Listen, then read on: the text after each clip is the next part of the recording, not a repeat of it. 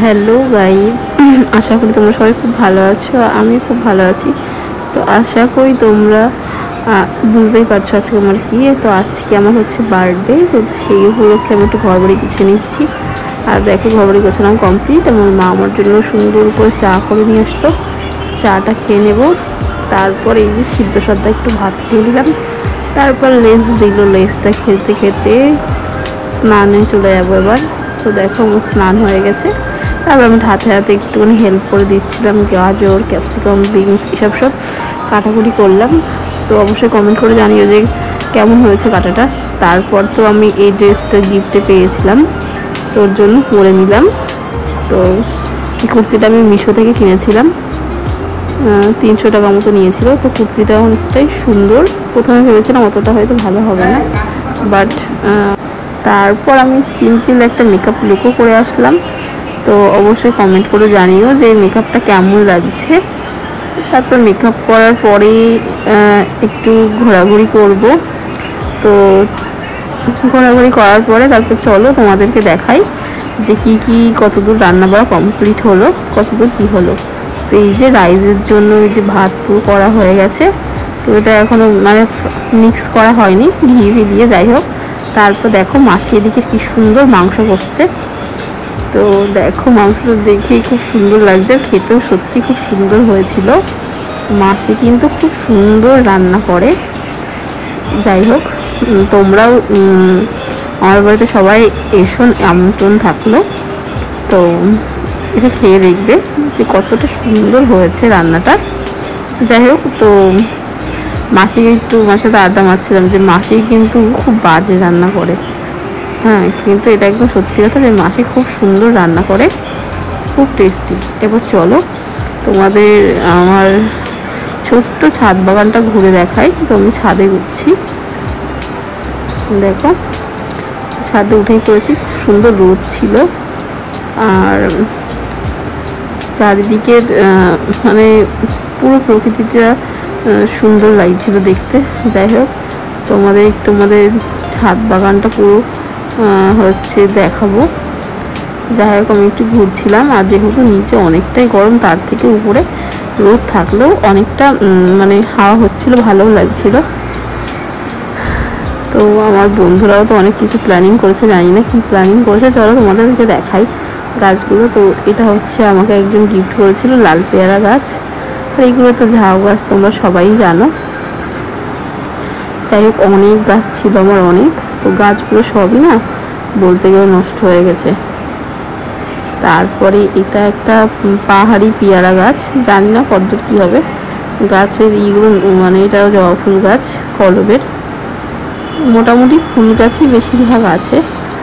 তো গাছটা দেখো এরকম হয়ে গেছে, জানি না গাছের ডালগুলোতে এরকম কেন হয়েছে। আর এটা কাগজি গোলাপ, তোমরা সবাই কম বেশি জানো। নয়নতারা ফুলগুলো কি সুন্দর হয়ে রয়েছে, আর দারুণ লাগছে দেখতে, দারুণ। তো সব গাছগুলো তোমার দেখাই, দেখো এক এক করে। এটা একটা ফুল, আমি জানি না, তোমরা জেনে থাকলে অবশ্যই কমেন্ট করে জানিও। এটা কলকে ফুল, কলকে ফুল হয় মাঝে সাথেই, খুব সুন্দর। এটা একটা কাঠগোলাপ ফুল, জবা ফুল আছে, আর একটা পিঙ্ক কালার। যাই হোক, এই কটাই গাছ, আরও অ্যালোভেরা গাছ, নানারকম গাছ আছে। তো আর তোমরা কমেন্ট জানিও যে কী গাছ এই ওয়েদারে পুঁতলে বাঁচবে, 12 মাসই ফুল হবে। তো যাই হোক, ছাদে তো তোমাদেরকে দেখালাম যেমন ছাদে কী আছে। আর আমাদের বাড়িতে বড় একটা আম গাছও আছে। যাই হোক, প্রতি বছর অল্প স্বল্প আম হয়।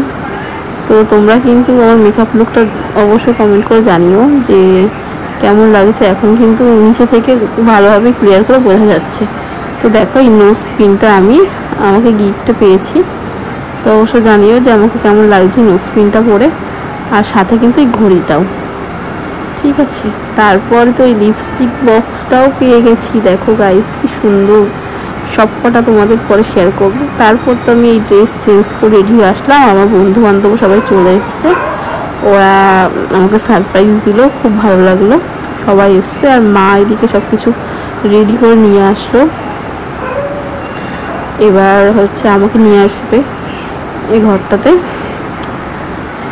তো চোখ বন্ধ করে নিয়ে আসছে, যেহেতু ওরা মোটামুটির মধ্যে খুব অল্প সময়ের মধ্যে সাজিয়েছে। আর এটা কিন্তু আমার পুজো প্লাস জন্মদিনে জামা।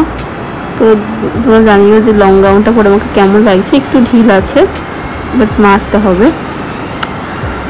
তারপর তো চোখ খুললেই মনে হচ্ছে ভালো লাগছে। যাই হোক, তো খুবই ভালো লাগলো, আমি তো অবাক হয়ে গেছি।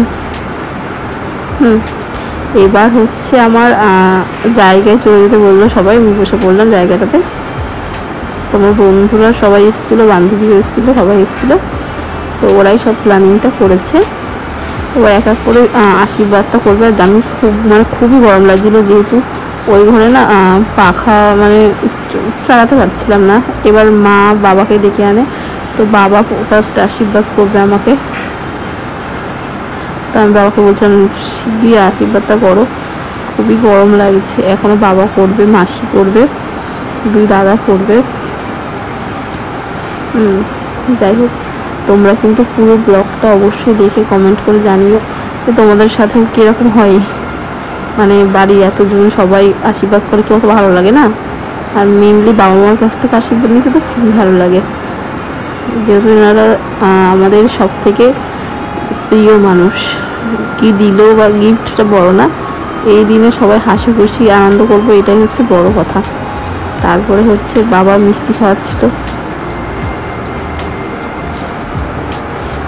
আমি বলছিলাম অল্প করে দিতে, কারণ অনেকেই খাবে তো, যেহেতু অনেক গা পাকাবে। হ্যাঁ, বেশি মিষ্টি খেলে খুবই গা পাকায়।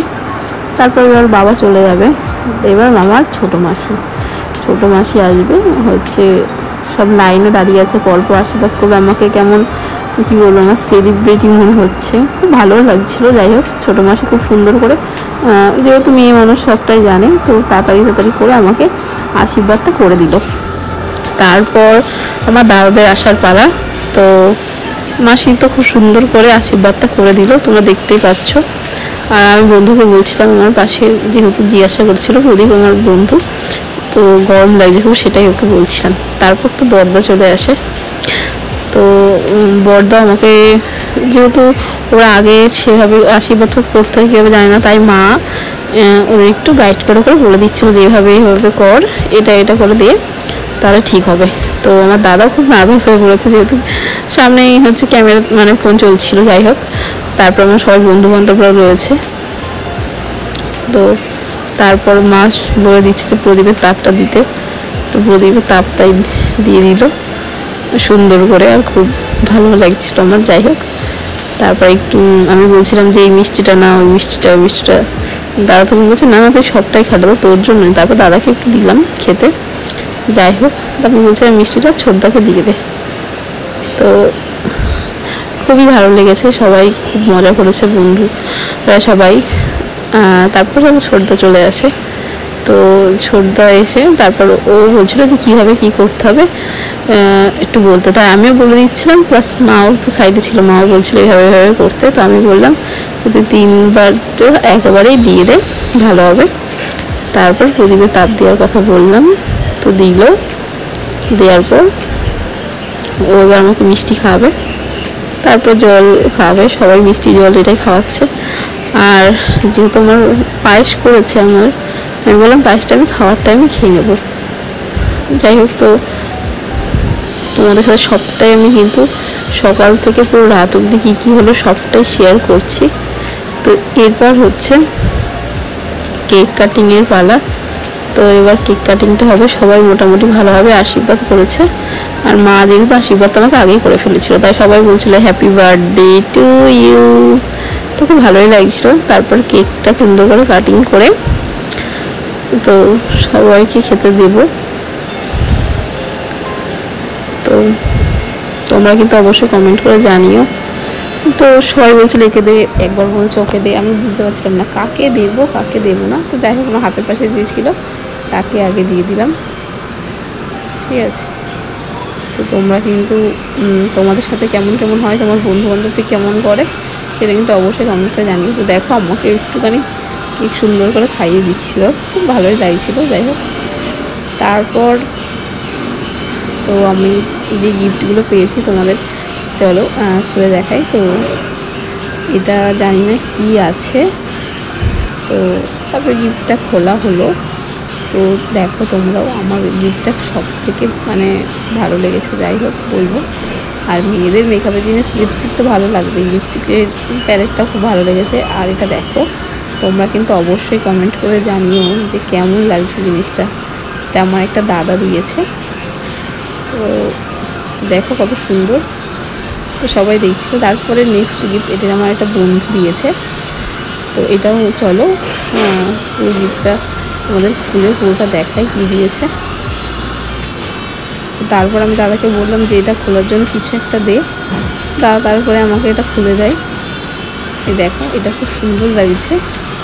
একটা গণেশের সুন্দর মূর্তি, আবার তোমাদের কি বলবো, এটার মধ্যে ফুলের স্টিক টাইপেরও করা যাবে, এটা আবার রাখাও যাবে। তারপর তো আমি ড্রেস চেঞ্জ করে নিলাম গাইজ, আর পাচ্ছি না, রাত প্রায় 12টার বেশি বাজে। তারপর মা একটু ঘর বাড়িগুলো সুন্দর করে পরিষ্কার করে নিল। তো এরপর আমি হচ্ছে মুখ ফুক একটুখানি ভালো করে পরিষ্কার করে নেব, নিয়ে তারপর মাকে বলছিলাম যে মা আজকে দিনটা কেমন কাটলো বলো। তখন মা বলছে হ্যাঁ হ্যাঁ খুব ভালো, খুব সুন্দর কেটেছে। তারপর গাইজ গুড নাইট সবাইকে, ঘুমিয়ে পড়লাম।